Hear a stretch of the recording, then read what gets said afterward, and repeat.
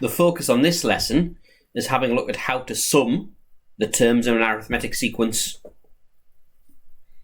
So for example, in the arithmetic sequence 2, 4, 6, 8, 10 and so on, the sum of the first two terms we would denote by S2. So S for sum and a subscript 2 meaning the sum of the first two terms. So in this case it's 2 plus 4, which is 6. S3, the sum of the first three terms, 2 plus 4 plus 6, which in this case will be equal to 12. S4, the sum of the first four terms, 2 plus 4 plus 6 plus 8, which would be 20, and so on. So that's what capital S, subscript, a number, means the sum of that many terms. So there actually is, given in the formula sheet, a well-defined formula that will do all of this for you to save you having to write out all the terms and then sum them, and that's what's about to appear. And there it is there.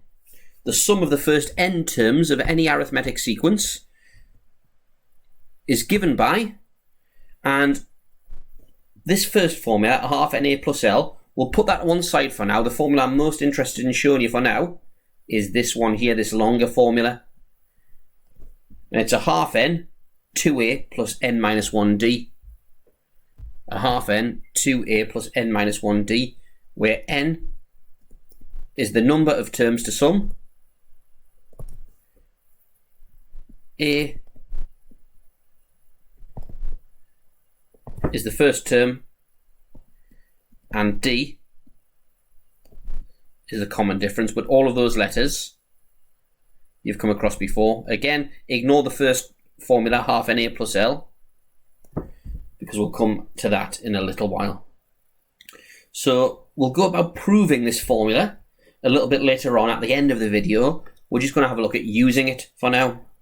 So let's have a look at the above sequence. We can see in the above sequence that the first term A is 2. The common difference D is 2. So let's try and now find, let's say S3, using the formula. So the number of terms we're going to sum is 3. So S3 is a half n, a half of 3, 2a, plus n minus 1, which is 2, times the common difference, which is also 2, equals, so let's put that in the calculator, a half n 2a plus n minus 1 d, which is 12, as we expected, equals 12. So that formula in this case has worked, and actually it works for any sum of arithmetic series. Half n 2a plus n minus 1d. So let's now have a look at applying it to a question. And there's the question there, and I'll leave the formula on there. So find the sum of the first 20 terms of the following arithmetic sequences. So we've got 4, 9, 14, etc, etc, etc. So what we need to do is write down the values of all the numbers that need to go into this formula here. So n is the number of terms. Well, we know that that's 20. We're told that in the question. And if you want to pause this, have a go at this one yourself, go for it. But as always, I will continue. The first term is 4. And the common difference we can see is between terms is 5. So we're left with S20 equals a half n 2a plus n minus 1, that's 19, lots of d, which is 5, which is equal to, and let's put that in the calculator, a half n 2a plus n minus 1 d, which is equal to 1030. So there is a button on your calculator that'll do this for you as well. However, typically the questions say show that, but in a later video on sigma notation, we'll go through the calculator function that does that for you. But let's do the next question now.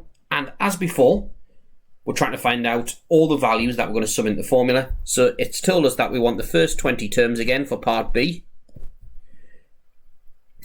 Now, if you want to do this bit yourself, again, pause it, but I will continue as always. So the first term I get by subbing in 1. So 4 lots of 1 minus 5, which is minus 1 is the first term. The common difference, well, hopefully you can just look at that formula and tell me what it increased by every time that n increases by 1. If not, have a look at the second term, find the value of the second term and see how different it is from minus 1. But actually you can see that the term is going to increase by 4 every time. Every time we add 1 to n, we add 4 to the value of the sequence, much like gradient of a straight line. 1 along, 4 up. Here we increase n by 1, the whole sequence increases by 4, so the difference is 4. Therefore, the sum of the first 20 terms equals a half n, 2 lots of a, which was minus 1, plus n minus 1, which is 19, d, which is 4, and that'll give us, let's put it in the calculator, so 1/2 n 2a plus n minus 1 d equals 740 is the sum of that sequence of the first 20 terms. So that's how to use the formula to sum terms.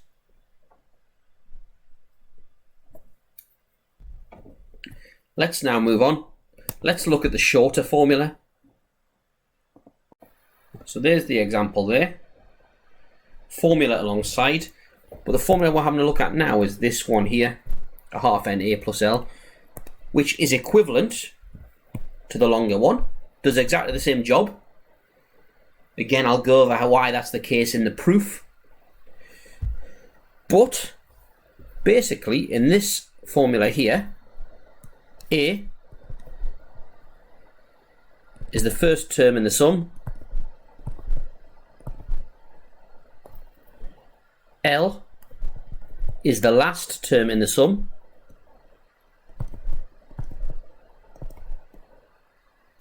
and n, as before, is the number of terms to sum. So in this case, what we've got the first term in the sum. For part A, it's 2. We've got the last term in the sum, it's 200. What we don't know is the number of terms. So to find the number of terms, n, let's use the nth term formula. Now you should remember this, and you need to remember this. un equals a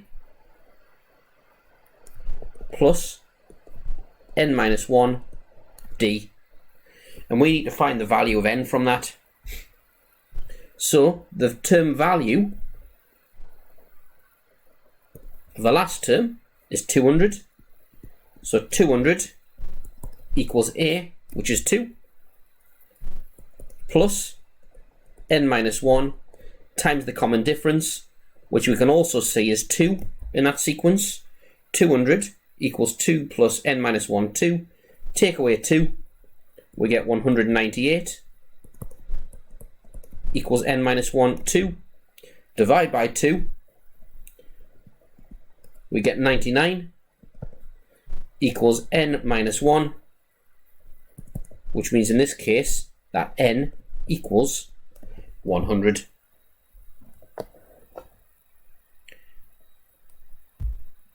So in this case, n is 100. We know that a is 2. And we know that L is 200. And admittedly, you could have found n, the number of terms, just by inspection. If we're going up in twos, from 2 to 200. Sort of, a little bit of common sense tells you it's 100 terms, but the mathematically formal way, for less obvious questions, we've just done there. So, the sum equals a half n a plus L. Let's put in the calculator. 1/2 a, half n rather, a plus L equals 10,100. And that's that. So let's do another. Now remember the formula, or rather you don't need to remember the formula. This formula here, as I say, along with the longer sum formulas given in your formula sheet. So let's do this one here. It's asking us to find the sum of that sequence, just as before. So in this case, we know that the first term is 7.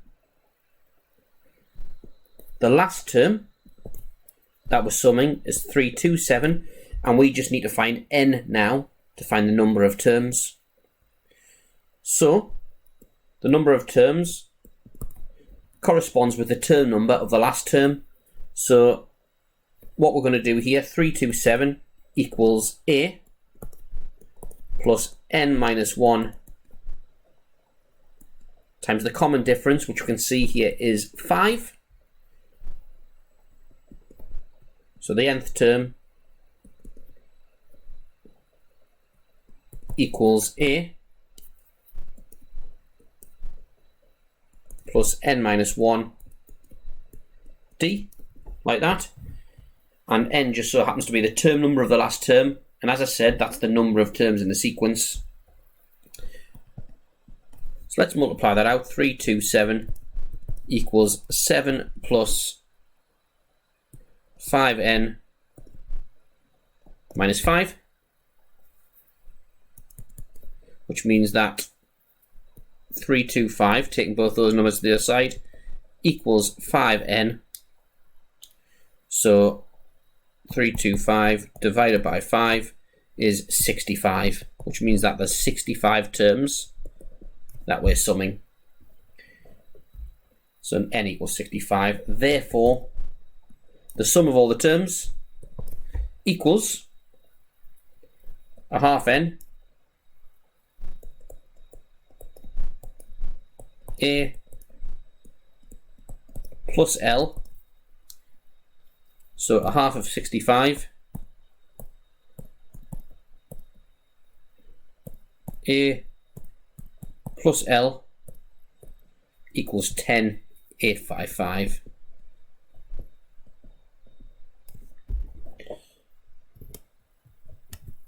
There we have it, summing series now using the short formula. So we'll do one final example here, just putting everything together. And there it is there. So the 4th and 9th terms of an arithmetic progression are 72 and 37 respectively. Stop reading. Try and put those mathematical statements into mathematical language now. Write it down. Write the relevant formulae down. Pause it. Try and do it. I'm going to write it down now. So, the 4th term, the formula for that is a plus 3d. Always write the formula down. A plus 3d is 72. And the 9th term, a plus 8d, equals 37. Now, before I did these longhand, but actually now I'm going to take a shortcut. I'm going to solve these on my simultaneous equation solver on the calculator. So part A, use this information to write down 2 equations in A and D. Well, I've accidentally done that by reading the question and writing down the writing down what the information I was given in mathematical notation. So part B, calculate the values of A and D. Well, let's just shove this in the simultaneous equation solver.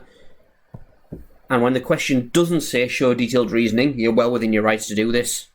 If it does say show detailed reasoning, then this is good for checking your answer, but not so good for getting marks at all. So don't do this if it says show detailed reasoning. So A plus 3D is 72, 1A plus 8D is 37, which means that A equals 93 and D equals -7. So that's part B done. Part C, find the value of S40 for this series. So try and think which of the two formulae would be most appropriate to use. So which one of those is best?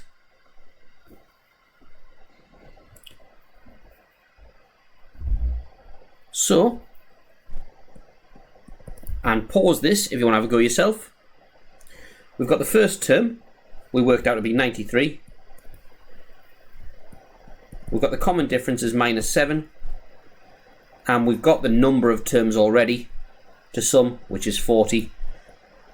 So clearly the one that we've got the most information to put in the formula for is that one there. So S40 equals a half n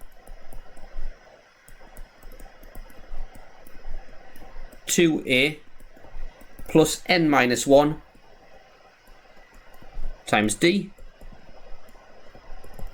equals, let's put that in the calculator now, so ordinary calculation mode, a half n 2a plus n minus 1 d equals -1740 is the sum of the first 40 terms. And that there's arithmetic sequences for you. Have a go at the worksheet.